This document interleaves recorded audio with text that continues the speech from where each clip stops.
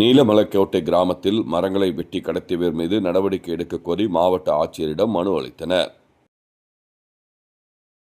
திண்டுக்கல் மாவட்டம் விழுதுகள் அமைப்பு மாவட்ட பசுமை குழு சார்பில் நீலமலைக்கோட்டை கிராமத்தில் கடந்த 2018ஆம் ஆண்டு மதுரை உயர்நீதிமன்ற கிளை உத்தரவின்படி அப்போதைய ஆட்சியர் வினய் அவர்கள் தலைமையில் மாவட்ட ஊரக வளர்ச்சி முகமை மற்றும் வருவாய்த்துறையால் அளவீடு செய்து ஆக்கிரமிப்புகள் அகற்றி மீட்கப்பட்ட மரங்கள் பாதுகாக்கப்பட்டு வருகிறது.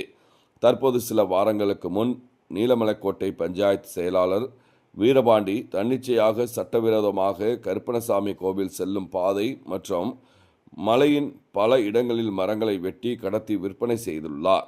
உடனே சம்பந்தப்பட்ட அதிகாரிகள் விசாரணை மேற்கொண்டு நடவடிக்கை எடுக்க வேண்டும் என விழுதுகள் அமைப்பைச் சேர்ந்தவர்கள் மாவட்ட ஆட்சியர் சரவணனிடம் மனு அளித்தனர்.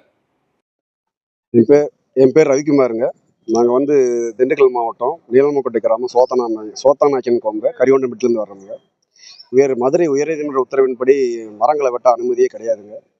இப்போ எங்கள் ஊர் ரெட்டியார் சத்திரம் ஒன்றியம் செயல் அலுவலர் வீரபாண்டிங்கிறவர் பல வகையான மரங்களை வெட்டி சட்டத்துக்கு விரோதமாக அவர் பண்ணிகிட்டு இருக்காருங்க.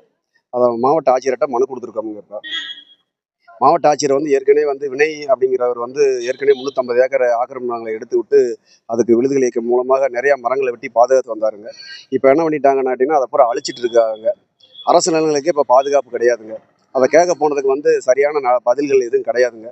அதை கண்டிப்பாக நான் இப்போ இருக்கிற சரவணன் மாவட்ட ஆட்சியர் அவர்கள் எங்களுக்கு பரிந்துரை பண்ணி எங்களுக்கு அவரை கைது பண்ணி சட்டப்பூர்வமாக நடவடிக்கை எடுக்கணும்னு கேட்டுக்கிறோங்க.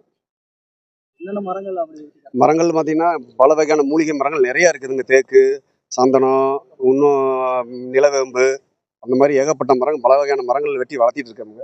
அதை கிட்டத்தட்ட ஏகப்பட்ட மரங்கள் அழிச்சிட்டாங்க. எத்தனை வருஷத்துக்கு முன்னாடி அந்த மரங்கள் வச்சது? கிட்டத்தட்ட பார்த்தீங்கன்னா 2018ஆம் ஆண்டு வினய் கலெக்டர் சார் இருக்கிறப்ப வச்ச மரம்ங்க. இப்போ அது போகிற ஏகப்பட்ட மரங்கள் 10-30 மரங்களுக்கு மேலே வெட்டியாச்சுங்க. அதுக்கான ஆதாரங்களையும் நாங்கள் ஃபோட்டோ எடுத்து கொடுத்துருக்கோமுங்க. கிட்டத்தட்ட பார்த்தீங்கன்னா ஒரு 4-5 லட்ச ரூபாய்க்கு மேலே வருங்க மரங்களோட மதிப்பு. தொடர்ந்து பண்ணிட்டு இருக்காங்க. இப்போ தொடர்ந்து பண்ணிகிட்டே இருக்காங்க சார். தொடர்ந்து பண்ணிகிட்டே இருக்காங்க. என் பேர் ரவிக்குமாருங்க, கரிகுண்டன்பட்டிங்க.